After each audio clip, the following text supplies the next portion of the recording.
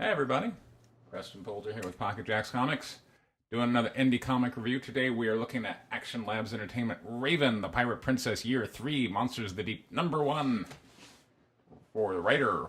And I will put all of these names down in the description so you can see.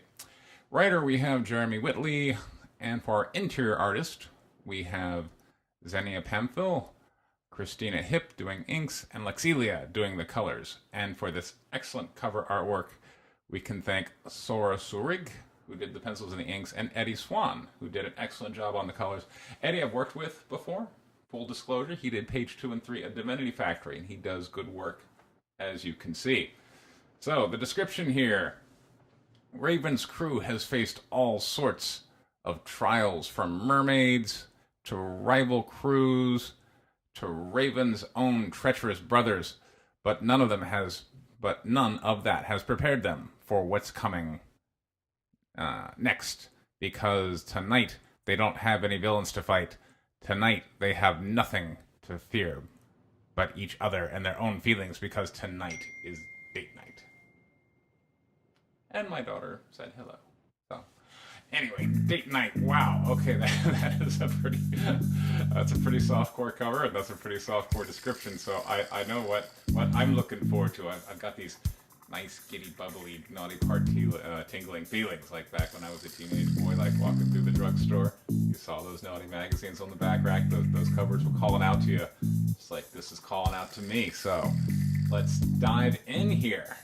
See what we got. So there is our credits page, as we mentioning.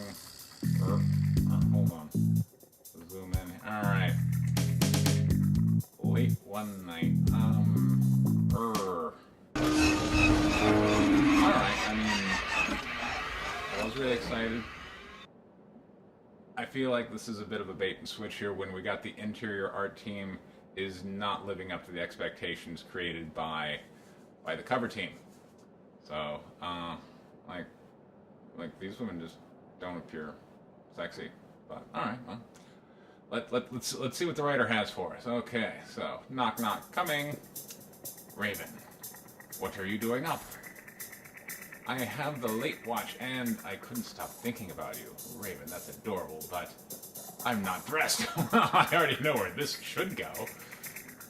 You're wearing a dress. I'm wearing a nightgown. This isn't how I want you to see me. Why? I'm wearing my pajamas. And look at you. It's infuriating. You break your nose, and somehow it makes you cuter. I cannot tell if this character has a broken nose. Alright. That doesn't work for me. I want you to see me looking cute. Okay. I think you look cute right now. I don't. I look greasy and blotchy and what? See, this is where I gotta say, like, gay men would gay men in this comic would be like 2 panels of dialogue and then bump, chicka, bump, bow. But I don't know if this is true to the lesbian experience of, oh no, I don't look good. That's not how they behave in the movies. So I don't know. Maybe they were using fake lesbians. You always have to push for these things, don't you? I'm chubby. Oh my god. The dialogue is killing it for me.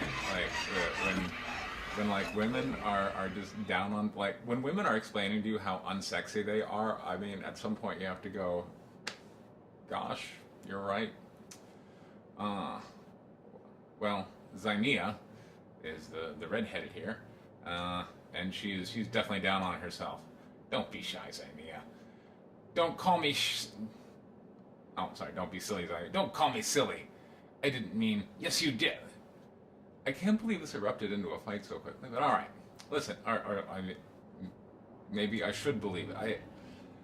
Again, not having been privy to a lot of actual lesbian relationships, this is certainly taking it in an unexpected direction of where they start bickering. But okay, listen, I know you haven't, but I've dated boys. I had a lot of boys tell me I'm silly. It's silly that I wear makeup or dresses or corsets. It's silly. What boy is telling her it's silly that she wears corsets? Alright, fine. Alright. That I wear boots with heels to learn to sword fight. That is silly. I said I was sorry about. You're sorry, you hurt my feelings, but you still feel it. At this point, I want to tell Raven she needs to head for the hills because this woman is really high maintenance. Look, I love you, and I know you love me, but the way I feel about myself, the things I think are important, those things aren't going to change because we kiss. And I'm not interested in having a girlfriend who treats me like I'm silly. Do you get that? I do. I'm sorry. It was a bad choice of words, and it wasn't what I... Raven? Run!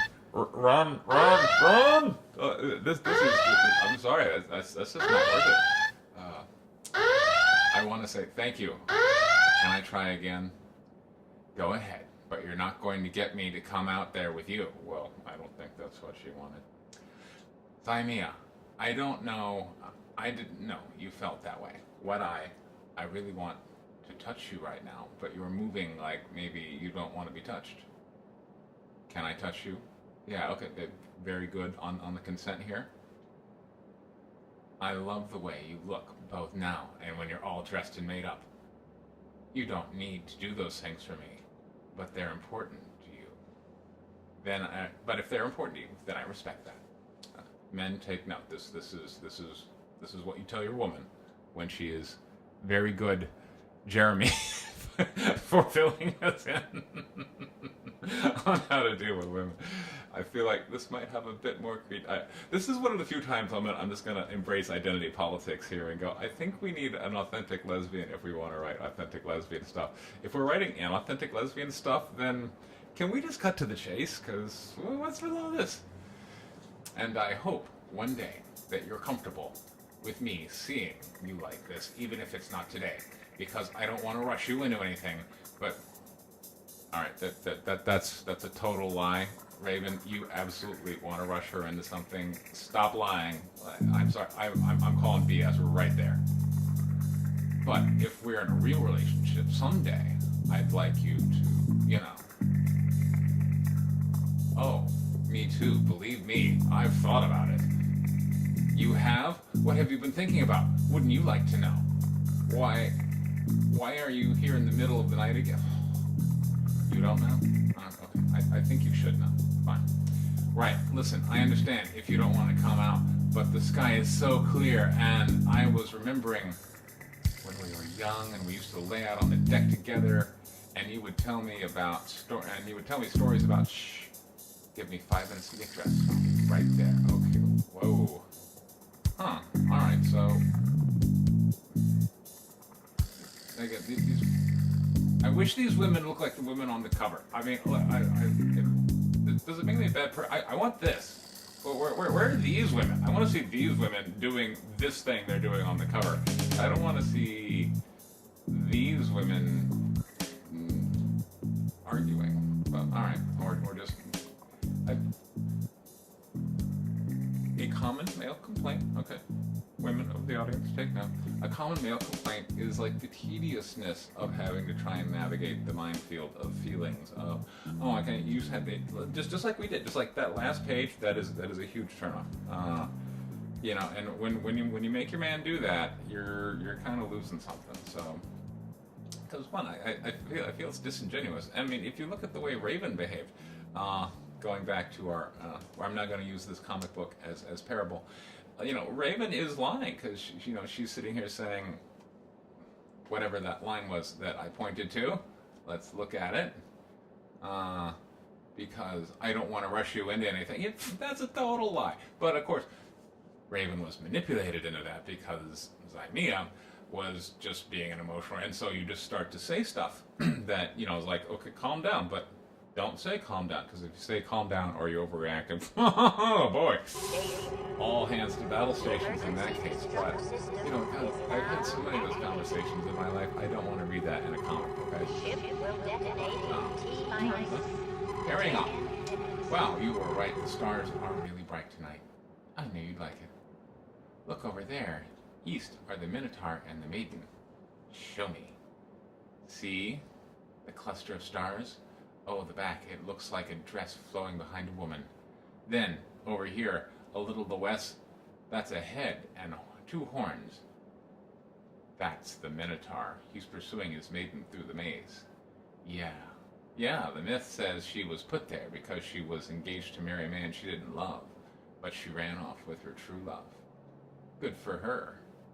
Are you even listening to me? Yeah, I got all of it.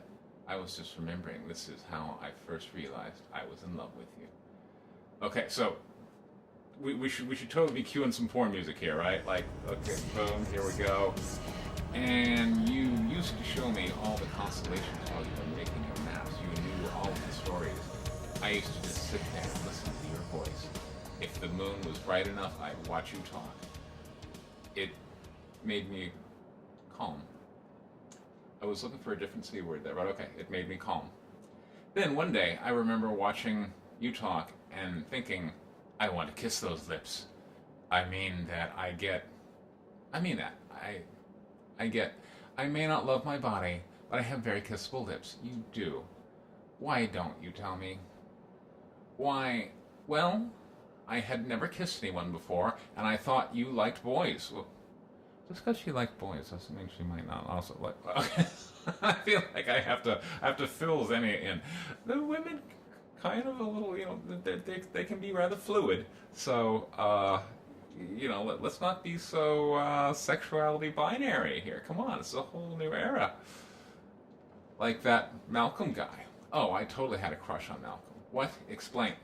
Why do you need to explain that she would have a crush on Malcolm but still be available to you? I feel like that's self-explanatory. But okay. First, I am attracted to girls and guys.